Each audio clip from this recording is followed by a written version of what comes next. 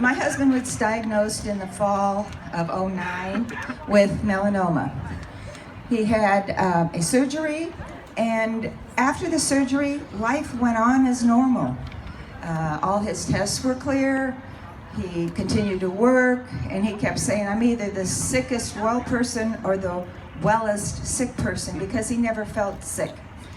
So that year went along as normal as you could expect, but always in the back of your mind is that thought that what if it comes back, and what if the next test isn't negative?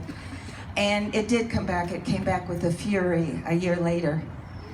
After several surgeries and intense toxic chemotherapy and a compassion drug, he passed away last May. Unfortunately, that was before some of the new immunotherapy drugs had come out. They had not been FDA approved yet, and during his illness he was ineligible for any of the clinical trials, so we had to do with what we had. I'd have to say that as a caregiver, it's not so much the physical, actual giving of care. It's the emotional and the mental aspect. He was a very, very private person, and he did not want anyone to know he was ill or why he was ill. He continued to be on television with his career, and people knew, gee, he doesn't look good, is he okay? He wasn't, but he fought on, and he never gave up. As a caregiver, you walk that fine line between hope and fear, and that's where the anguish comes with you emotionally and mentally.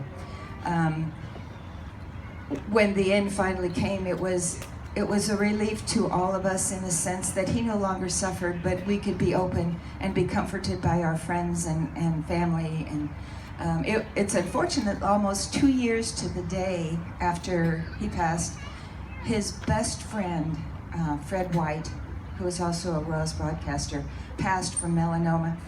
And neither one of them shared their illness with the other. And I think, what if they could have at least shared what they were going through?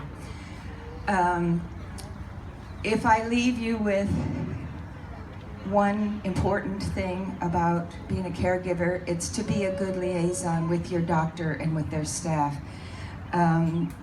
I know, having been to the doctors that many times, we'd walk out of the office and Paul would say one thing and I would say another, and it's like he didn't hear what I heard and I didn't hear what he heard. So it's always good to take someone with you.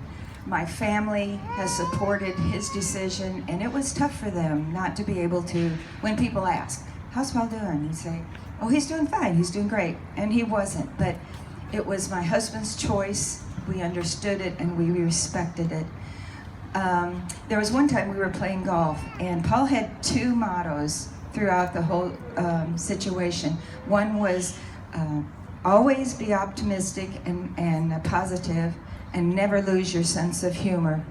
We were playing golf about 6 weeks before he passed away, and he wasn't very strong, and he wasn't playing golf the way he liked to play. He'd hit the ball and kind of put his head down, and I'd hit the ball and outdrive him, which I never could before his illness. And he was happy for me, but as the day wore on, he was getting weaker and weaker, and he'd come back to the cart and he'd say, I'm terrible. And I said, no, you're not. You're just a little weaker. Let's just continue. It's a beautiful day. He did a couple bad chalks, and he said, I'm blanking terrible. Fill in the word. And I said, no, you're not. And then a little bit while later, he mentioned it again. And I said, what about staying positive?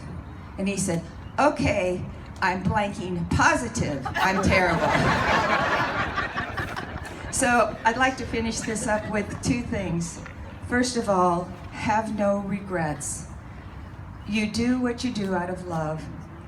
And whether it's right or wrong, or I wish I would have said this, I wish I would have done that, put that out of your mind. You do what you can do out of love. And second of all, being a caregiver is the most important job you are given. It's an experience you should rejoice in, being able to do this for your loved one.